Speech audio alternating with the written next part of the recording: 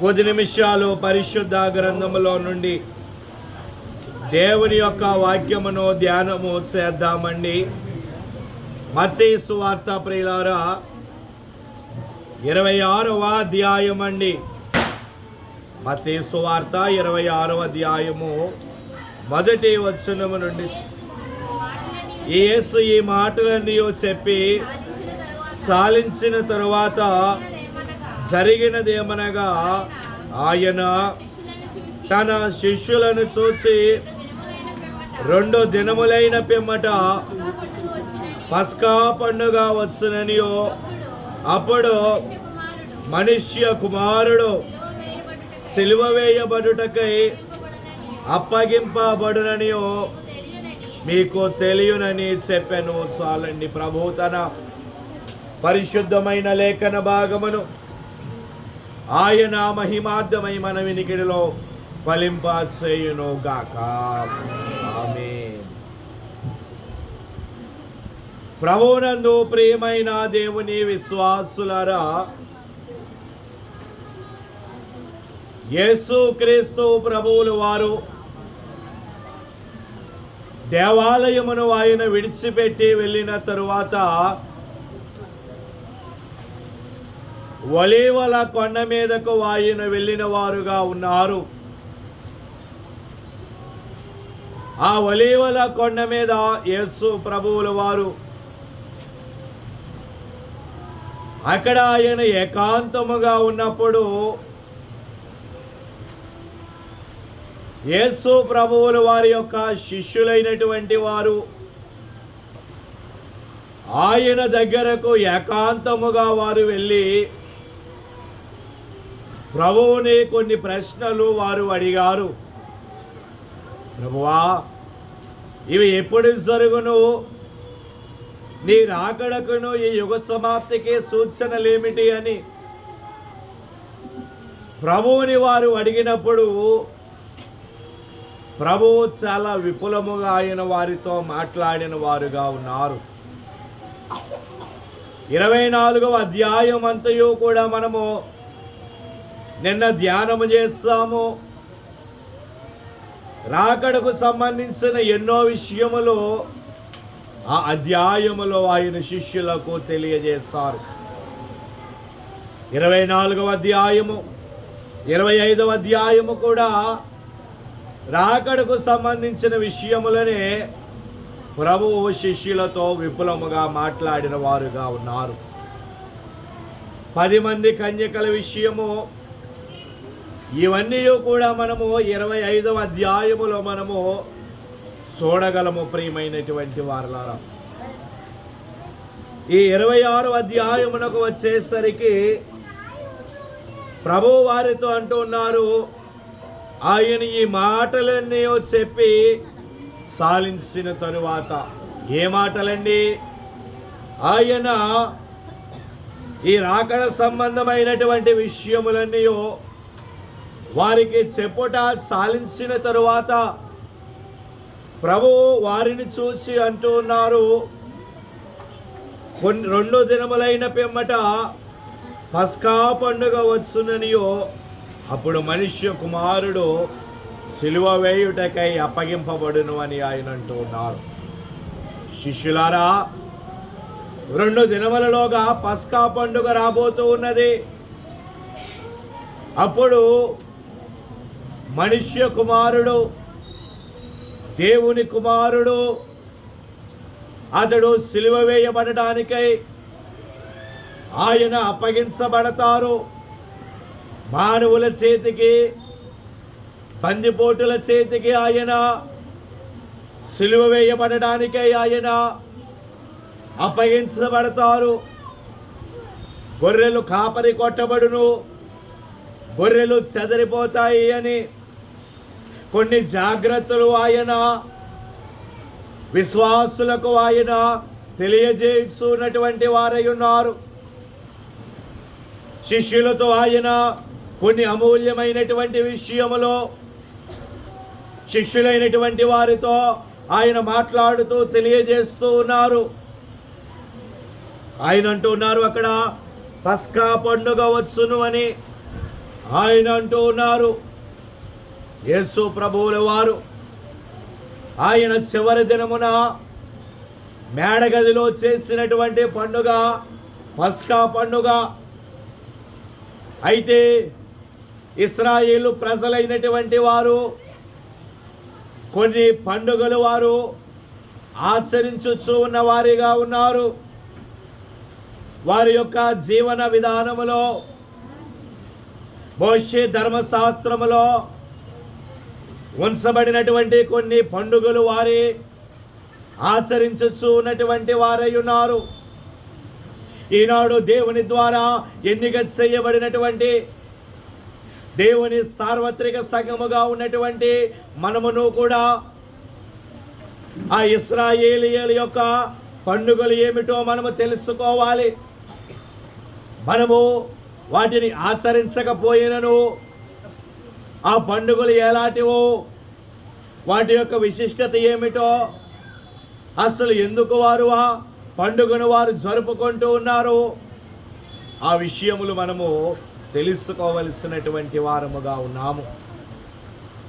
ఇశ్రాయేలీయుల యొక్క పండుగలు ఏమిటి? ఈ రాత్రికాల సమయమందు ప్రభు మనతో ఆయన మాట్లాడబోతూ ఉన్నటువంటి వారై ఉన్నారు. పరిశుద్ధ గ్రంథములో నుండి 5 పండుగలు నేను మీకు చూపిస్తానండి. దేవుని వాక్యాన్ని చదువుకుందాము ప్రియులారా. నిర్గమాకాండమండి 12వ అధ్యాయము,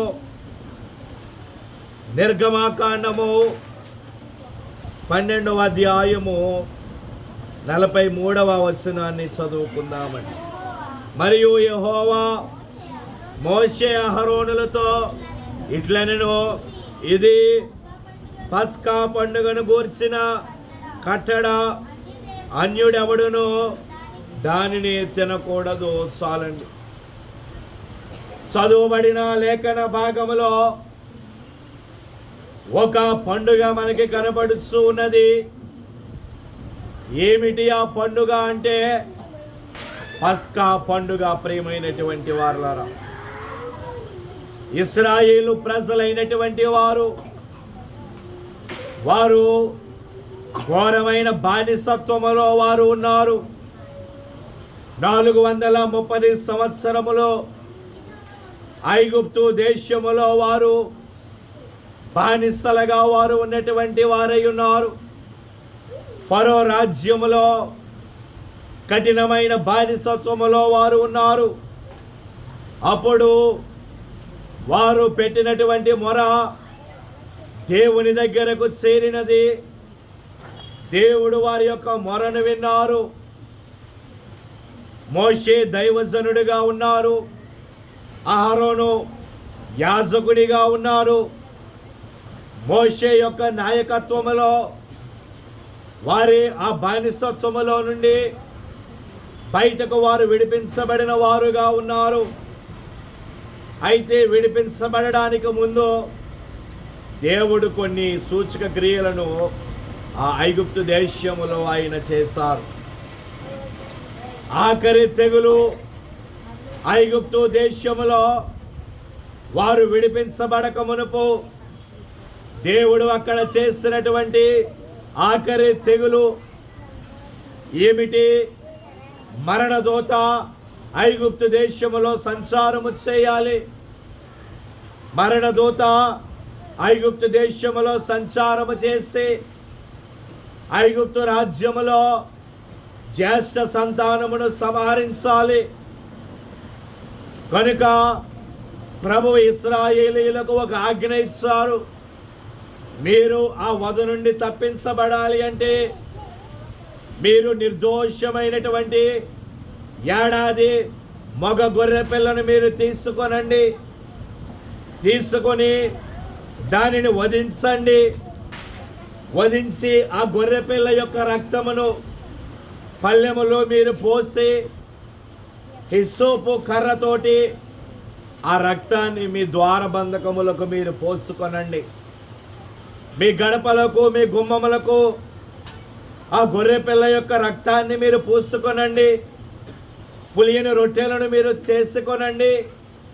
మీరు గృహములలోనే ఉండండి, బయటకు మీరు రావద్దు అన్నారు ప్రభు.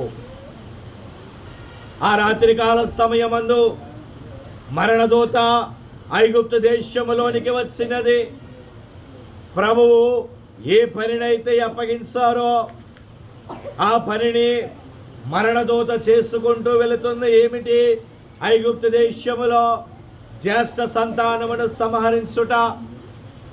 తెల్లవారేసరికి ఐగుప్తు దేశములో మహాఘోష పుట్టినది.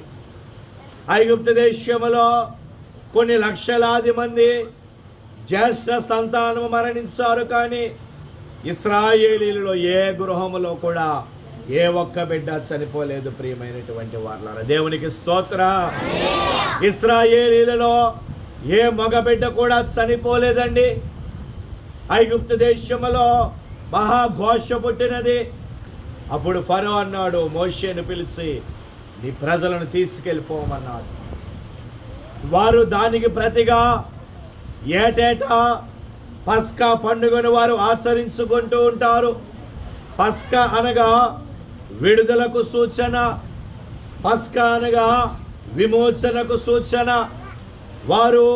వారి యొక్క 430 సంవత్సరముల బానిసత్వములో నుండి ఎలాగునైతే వారు విమోచించబడ్డారో, యేసుక్రీస్తు ప్రభువుల వారు కూడా సర్వ మానవాళి యొక్క పాప పరిహారము కోసము గొర్రెపిల్లగా ఆయన ఈ లోకానికి వచ్చి మానవుని యొక్క పాపములు ఆయన తన భుజాన వేసుకుని గొర్రెపిల్లగా ఆయన మన అందరికీ బదులుగా ఆయన ఒక్కడే ఆయన సిలువలో మరణించి ఆయన తన రక్తాన్ని చిందించి మన పాపము నుండి ఆయన మనకు విడుదలను కలుగజేసిన వారుగా ఉన్నారు. ఇది పస్కా పండుగ. ప్రియమైనటువంటి వారలారా, అయితే యేసు ప్రభువుల వారు వచ్చిన తరువాత ఆ పస్కా పండుగను ఆయన యేసు ప్రభువుల వారు భూమి మీదకి వచ్చిన తరువాత పస్కా పండుగను ఆయన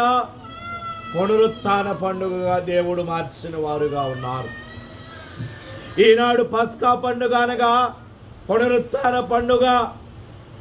దేవుని సన్నిధిలో వాక్యమును వింటూ ఉన్నటువంటి ఆయన బిడలారా, యేసు ప్రభువుల వారు మనకి బదులుగా ఆయన సిలువలో వేలాడి ఆయన తన రక్తాన్ని చిందించి ఆ రక్తము ద్వారా మన పాపము నుండి ఆయన మనకు విముక్తిని దయచేసి ఆయన ఆ రక్తము ద్వారా ఆయన మరణించి సమాధి చేయబడి 3వ దినమున మరణమును జయించి ఆయన తిరిగి లేచారు.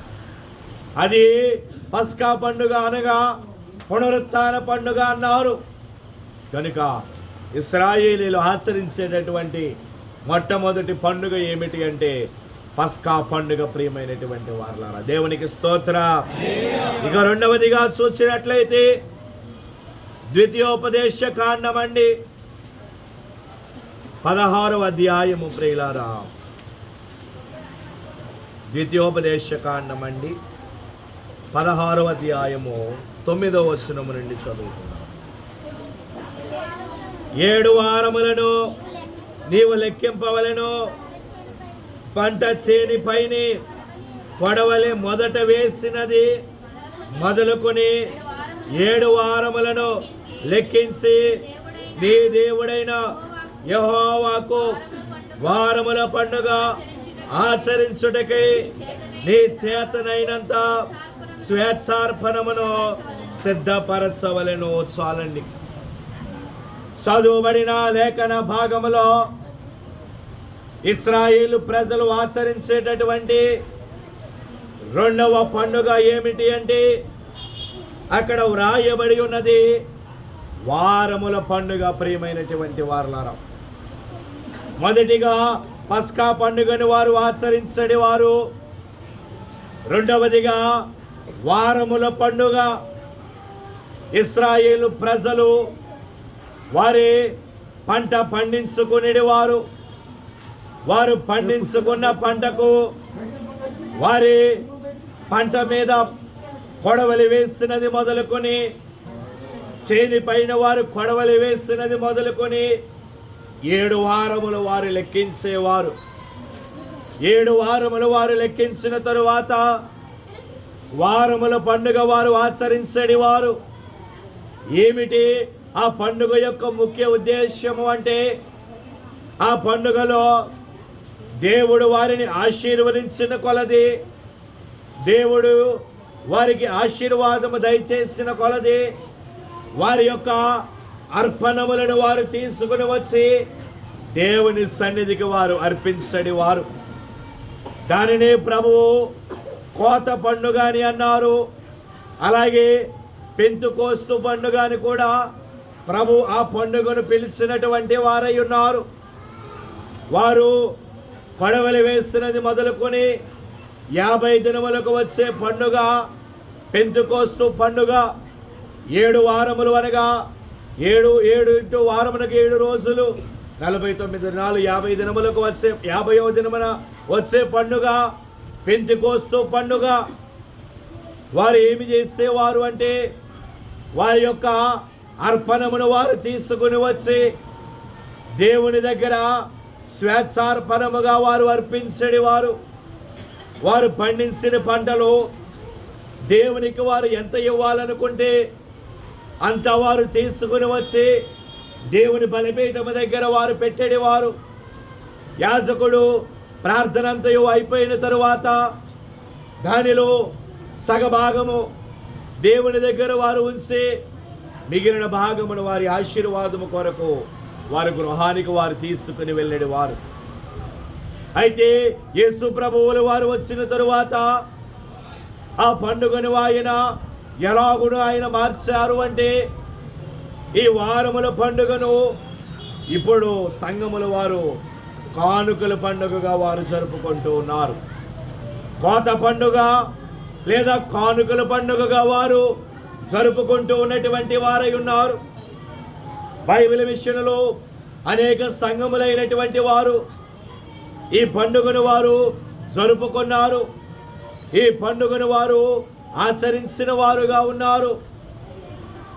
ఆ పండుగలో వారు ఏం చేస్తారు అంటే, వారు చేయించిన వ్యాపారములో కానివ్వండి, వారు చేయించిన పనిపాటులలో, వారు పండించిన పంటలు, దేవునికి ఇవ్వవలసిన అర్పణను వారు పండ్లు పలహారముల రూపముగా వారు దేవుని దగ్గరకు వారు తీసుకొస్తారు. పండ్లు పలహారముల రూపములో దేవుని దగ్గరకు వారు దానిని తీసుకుని వచ్చి దేవునికి ఇవ్వవలసిన భాగాన్ని దేవునికి ఇస్తారు. ఇచ్చిన తరువాత కొంత భాగమును మరలా వారు తీసుకుని వెళతారు. అయితే ఈనాటి కాలములో బలి అర్పణములు లేవు గనుక ఆ దేవుని దగ్గర ఉంచిన భాగమును యాజకుడు మందిరములో వాటిని పాట పెడతారు.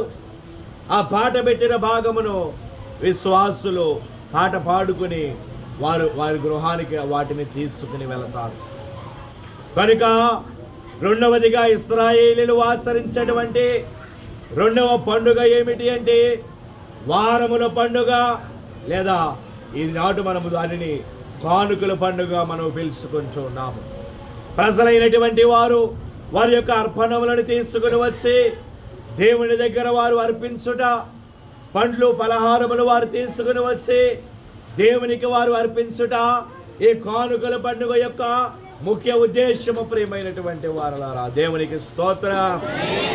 ఇక మూడవదిగా చూసినట్లయితే లేవియా కాండమండి 23వ అధ్యాయము. ప్రియులారా, లేవియా కాండమండి 23వ అధ్యాయము 34వ వచనమండి. నీవు ఇశ్రాయేలీయులతో ఇట్లనము, ఈ 7వ నెల 15వ దినము మొదలుకొని 7 దినముల వరకు యెహోవాకు పర్ణశాలల పండుగను జరుపవలెను. 42వ వచనమును కూడా చదువుకుందామండి. నేను ఐగుప్తు దేశములో నుండి ఇశ్రాయేలీయులను రప్పించినప్పుడు వారిని పర్ణశాలలో నివసింపజేసినని మీ జనులు ఎరుగునట్లు 7 దినములు మీరు పర్ణశాలలో నివసింపవలెను. ఇశ్రాయేలీలలో పుట్టిన వారందరూ పర్ణశాలలలో నివసింపవలెను. చాలండి. ఇక మూడవ పండుగ ఇశ్రాయేలు ప్రజలు వారు ఆచరించేటువంటి మూడవ పండుగ ఏమిటి అంటే పర్ణశాలల పండుగ. ప్రియమైనటువంటి వారులారా, మొదటిగా పస్కా పండుగ, రెండవదిగా వారముల పండుగ, మూడవదిగా పర్ణశాలల పండుగ.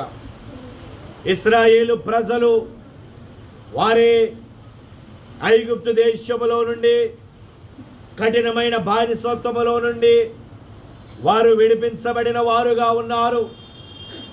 అరణ్యములో 40 సంవత్సరములు వారు ప్రయాణము చేస్తారు.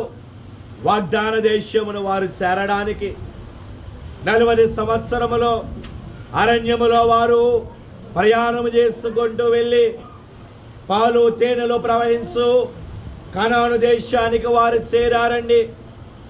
పాలు తేనెలు ప్రవహించు కనాను దేశమునకు వారు 40 సంవత్సరములు ప్రయాణము చేసి వారు వెళ్ళారు. అయితే ఈ 40 సంవత్సరాలు వారి ప్రయాణము అరణ్యములోనే.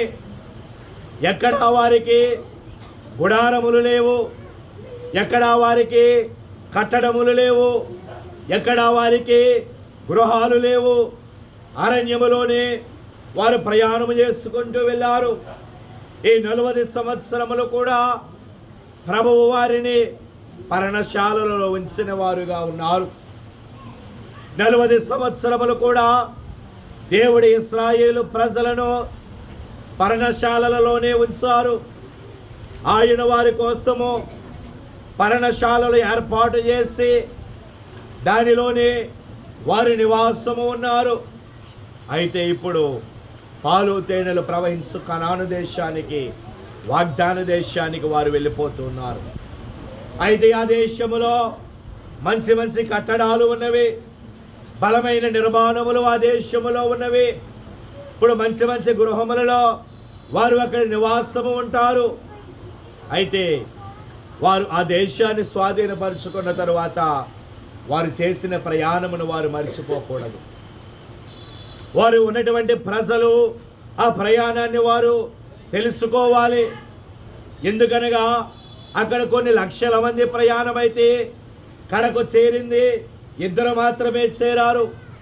మిగిలిన వారందరూ మార్గ మధ్యలో జన్మించిన వారే. అయితే వారి కట్టడలు ఏమిటో, నియమములు ఏమిటో తెలియదు గనుక మీరు ఆ దేశానికి వెళ్ళిన తరువాత మీరు 40 సంవత్సరాలు ఎలాగని మీరు పర్ణశాలలో మీరు నివసించారో అది మీరు మరిచిపోకూడదు గనుక 7వ నెల 15వ దినమున 15వ దినము మొదలుకొని 7 దినములు మీరు పర్ణశాలల పండుగ జరుపుకోవాలి. అనగా ఇశ్రాయేలీలందరూ, ఇశ్రాయేలీలలో పుట్టిన వారందరూ కూడా వారు ఎక్కడ ఉన్నా, ఏ పనిలో ఉన్నా, ఏ ప్రయాణములో వారు ఉన్నా ఈ 7వ నెల 15వ దినము మొదలుకొని 7 దినాలు మీరు పర్ణశాలలోనే మీరు నివసించాలి. 7 దినాలు మీరు పర్ణశాలలోనే మీరు ఉండాలి. మీరు దేవుణ్ణి మర్చిపోకూడదు. ఆయన మీకు చేసిన కార్యములను మీరు విడిచిపెట్టకూడదు అని ప్రభువు వారికి తెలియజేస్తూ మీరే ఆ పర్ణశాలలోనే మీరు ఉండాలి. అది ఆయన అంటూ ఉన్నారు, నేను ఐగుప్తు దేశములో నుండి మిమ్మల్ని రప్పించినప్పుడు వారిని పర్ణశాలలో నివసించజేసినని మీ ప్రజలు ఎరుగునట్లు 7 దినములు మీరు పర్ణశాలలో ఉండాలి. ఇశ్రాయేలులో పుట్టిన వారందరూ కూడా అలాగూ చేయవలను అని ఆయన అంటూ ఉన్నారు. కనుక 3వ పండుగ వారు ఆచరించే 3వ పండుగ ఏమిటి అంటే పర్ణశాలల పండుగ. ప్రియమైనటువంటి వారు, అయితే ప్రభువు వచ్చిన తరువాత ఆ పండుగను ఆయన ఏం చేస్తారు అంటే, ఆయన ఈ లోకములోనికి ఆయన వచ్చిన తరువాత ఆయన యోర్దాను నదిలో యోహాను గారి ద్వారా బాప్తిస్మమును పొందారు. బాప్తిస్మమును పొందిన తరువాత అరణ్యములో ఆయన 40 దినములు ఆయన ఉపవాసము ఉండి ఒలీవల కొండ మీద ఆయన 3 దినముల సభలు ఆయన పెట్టారు. 3 దినాలు సభలు ఆయన ఏర్పాటు చేశారు.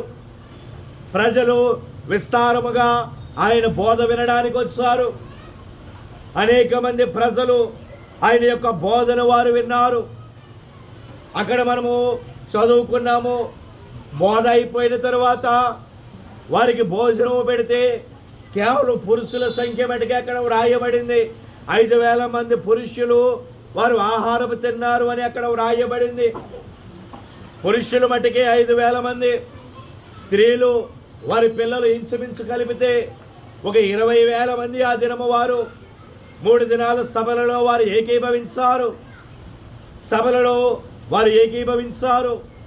అయితే ఆ 20,000 మందికి గుడారములేవి?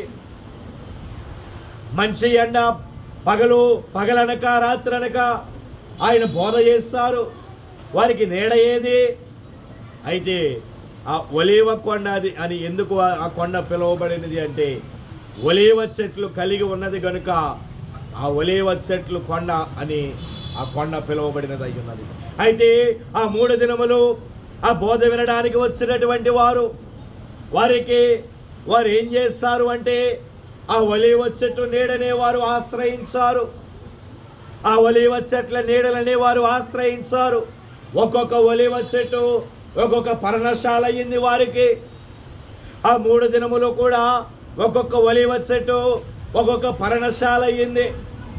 అయితే ఈనాడు మనము చేరవలసిన పర్ణశాలలు ఏవి అంటే మన అధికారులైనటువంటి వారు ప్రతి సంవత్సరము వారు ప్రభువు ద్వారా ప్రేరేపించబడి ఏర్పాటు చేయిస్తున్నారే. 27, 28, 29 తారీఖులలో జనవరి నెలలో మహాసభలు వారు ఏర్పాటు చేయిస్తున్నారు. అవే పర్ణశాలలు. ప్రియమైనటువంటి వారు, సభలు అనబడే పర్ణశాలలు. ఆ పర్ణశాలలో మనము ఏకీభవించాలి. దేవుని ద్వారా వచ్చే దీవెనలు, ఆశీర్వాదములు మనము పొందుకోవాలి. ఆ సభలలో ఎన్నో గంభీరమైన వర్తమానములు మనము వినగలము. కనుక 3వదిగా ఇశ్రాయేలీయులు ఆచరించినటువంటి పండుగ ఏమిటి అంటే పర్ణశాలలు అనబడే పండుగ. ఈ కాలములో అవే సభలు అనబడే పర్ణశాలలు. ప్రియులారా, అనేక మిషనులైన వారు, ఏ మిషను వారైనా, ఏ సంఘము వారైనా వారి సంఘములలో 3 దినములు కానివ్వండి, 4 దినములు కానివ్వండి, వారు బహిరంగ సభలు వారు ఏర్పాటు చేస్తూ ఉన్నారు. కనుక ఏ సంఘములు వారి యొక్క సంఘములను ఏర్పాటు చేసే సభలకు వారు వెళ్ళవచ్చు. కనుక 3వదిగా అది పండుగ ఏమిటి అంటే పర్ణశాలలు అనబడే పండుగ. ప్రియమైనటువంటి వాళ్ళ దేవునికి స్తోత్రం. గెత్సేమనే ఒక ఆ తోటలో ప్రార్థన,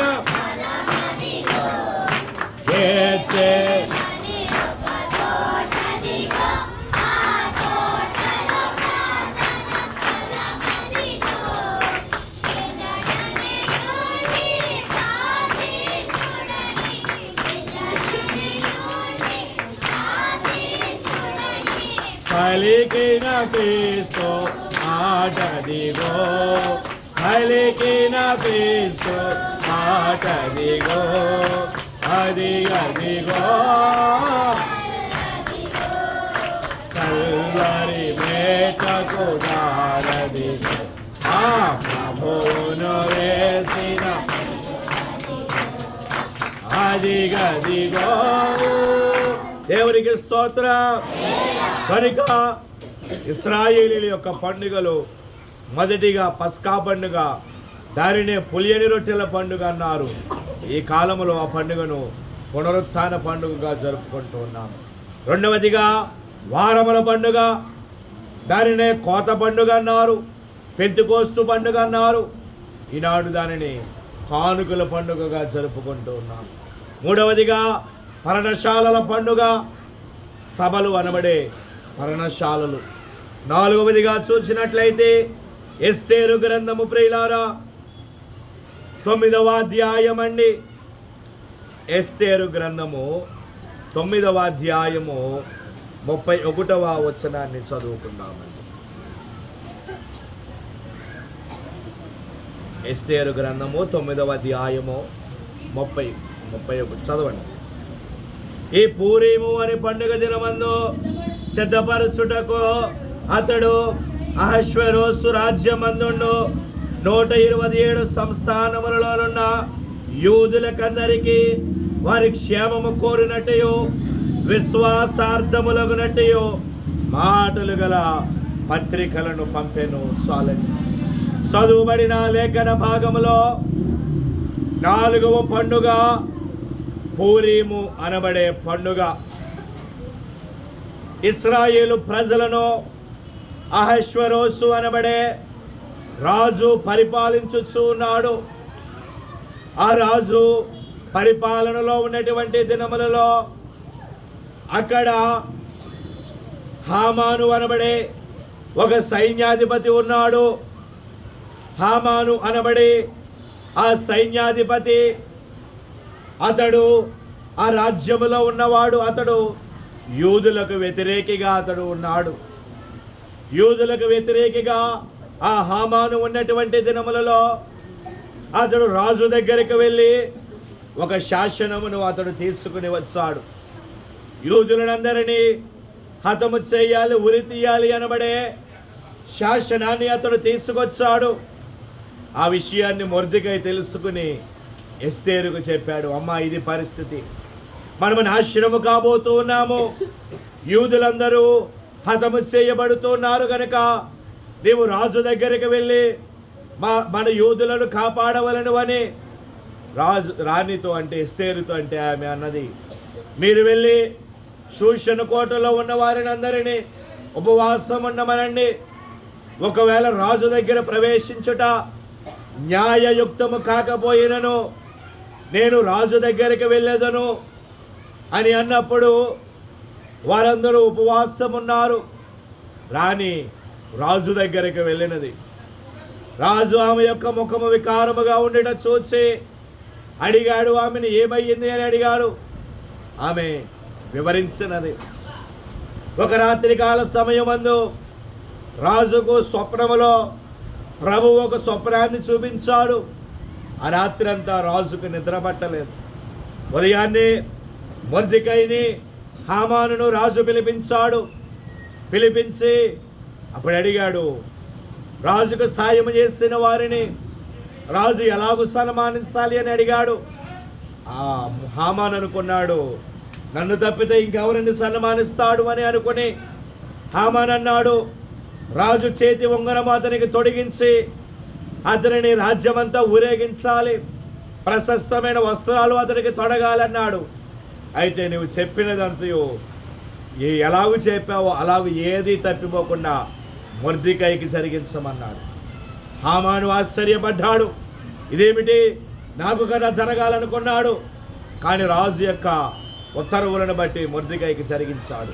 కడకు ఏ ఉరి కొయ్య మీదైతే హామాను యూదులను ఉరి తీయాలి అనుకున్నాడో అదే ఉరి కొయ్య మీద హామానును అతని కుటుంబమును ఉరి తీయలాగిన దేవుడు ఆజ్ఞ ఇచ్చిన వారుగా ఉన్నారు. దేవునికి స్తోత్ర. వారు యూదులైనటువంటి వారు ఆ ప్రాణదండన నుండి వారు తప్పించబడ్డారు గనుక ఈ పూరీము అనబడే పండుగను 4వదిగా వారు ఆచరించు వారిగా ఉన్నారు. అది అక్కడ రాయబడి ఉన్నది. 9వ అధ్యాయం 31వ వచనములో ఈ పూరీము అనే పండుగ దినములను స్థిరపరచుటకు అతడు అహష్వేరోసు యొక్క రాజ్యములో ఉన్న వారికి పత్రికలు అతడు పంపించాడు. మొర్దెకై ఈ పూరీము అనబడే పండుగ జరగడానికి అతడు వారికి పత్రికలను పంపించాడు. అయితే ఈ కాలములో పూరీము అనబడే పండుగ అనగా ఏమిటి అంటే, యేసునాథుడు బెత్లెహేములో దావీదు అనబడే ఊరిలో ఆయన పశువుల తొట్టెలో ఆయన బాలునిగా ఆయన జన్మించారు. బాలునిగా ఆయన జన్మించి ఆయన వడ్రంగి వాని కుమారునిగా ఆయన పెరిగి ఆ కుటుంబ బాధ్యతలు నిర్వహించి తండ్రి పరలోకమందున తండ్రి పంపిన బాధ్యతను కూడా ఆయన నిర్వహించి సమస్త మానవాళి పాపమును ఆయన రక్షించిన వానిగా ఉన్నారు. గనుకనే ఈ దినములలో పూరీము అనబడే పండుగను మనము క్రిస్మస్ పండుగగా మనము జరుపుకుంటూ ఉన్నటువంటి వారమై ఉన్నాము. దేవునికి స్తోత్ర. ఆయన జన్మదినము లోకానికి రక్షణ తెచ్చిన దినము. ఆనాడు యూదులు రక్షించబడ్డారు. ఈయన జన్మము ద్వారా లోకము రక్షించబడింది. కనుక ఈ పూరీము పండుగను క్రిస్మస్ పండుగగా జరుపుకుంటూ ఉన్నాము. ఇక 5వదిగా చూపించి ముగిస్తానండి. యోహాను సువార్త ప్రియులారా 10వ అధ్యాయము. యోహాను సువార్త అండి 10వ అధ్యాయము 22వ వచనం అండి. ఆలయ ప్రతిష్ఠిత పండుగ యెరూషలేములో జరుగుచుండెను. చాలండి. ఇక 5వ పండుగ ఇశ్రాయేలు ప్రజలు, దేవుని ప్రజలు జరుపుకునే 5వ పండుగ ఏమిటి అంటే ఆలయ ప్రతిష్ఠిత పండుగ. ఆలయ ప్రతిష్టను ఒక పండుగగా వారు చేసుకునేవారు. సొలొమోను దేవాలయమును కట్టించినప్పుడు వారి ఆలయమును ప్రతిష్ఠించారు. ఆ దేవాలయములోనికి దేవుని మహిమ దిగిరాగానే వారు అక్కడ నిలవబడలేకపోయారు.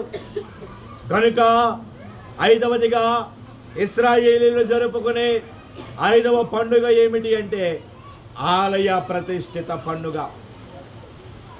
సొలొమోను కట్టిన మందిరము ఇశ్రాయేలీయులు పాపములో ఉన్నప్పుడు నెబుకద్నెజరు రాజు వచ్చి 70 సంవత్సరాలు ఇశ్రాయేలు ప్రజలను బంధించాడు పరిపాలనలో. అప్పుడు యెరూషలేము ప్రాకారములు పడగొట్టబడ్డాయి, ప్రాకారములు కూలిపోయాయి. అప్పుడు ఎజ్రా, నెహెమ్యాలు ఇరువురు కూడా దేవుని మందిరాన్ని కట్టడానికి వారు పూనుకొన్నారు. మందిరాన్ని వారు తిరిగి కట్టారు. పునర్నిర్మాణము వారు చేశారు. ఆలయ ప్రతిష్టను వారు జరిగించారు. ఈనాడు అలాగూ దేవుని బోధకులైనటువంటి వారు దేవుని మందిరాలు నిర్మాణము చేయాలి, దేవుని మందిరాలు కట్టాలి, కట్టి ఆలయ ప్రతిష్టలు చేయాలి, ఒక పండుగ వలె ఆలయ ప్రతిష్టలు జరిగించాలి అని ప్రభువు సంగమునకు ఆయన తెలియజేయుచున్నటువంటి వారై ఉన్నారు. కనుక ఇశ్రాయేలీయులు ఆచరించే పండుగలు 5 పండుగలు. 1 పస్కా పండుగ, 2వదిగా వారముల పండుగ, 3వదిగా పర్ణశాలల పండుగ, 4వదిగా పూరీము అనబడే పండుగ, 5వదిగా ఆలయ ప్రతిష్ఠిత పండుగ. ఈ 5 పండుగలు వారు ఆచరించని వారుగా ఉన్నారు. ఈ కాలంలో ఆ పండుగ యొక్క భావములు ఏమిటో నేను మీకు చూపించాను. కనుక ప్రతి పండుగలో ఏకీభవించండి. ఇశ్రాయేలీయుల వలె పండుగలను ఘనముగా ఆచరించండి. దైవ దీవెనను, దైవ ఆశీర్వాదములు పొందుకొనండి. ప్రభు కృప సదా మీ ఎల్లరికూ తోడయుండును గాక. ఆమేన్. మోకరిందామండి. ఆయన ధ్యానములోనికి వెళదాము ప్రియులారా. అందరమును కూడా మోకరిందాము. యేసు క్రీస్తుని సిలువా ఎప్పుడు ధ్యానము చేయు ఆశతోను సోదరా, మన దోషము నెడా ఈ సంతాప మరణ యాసము చే సోదరా, మన దోషము నెడా పాపో ఈ సంతాప మరణ యాసము చే సోదరా.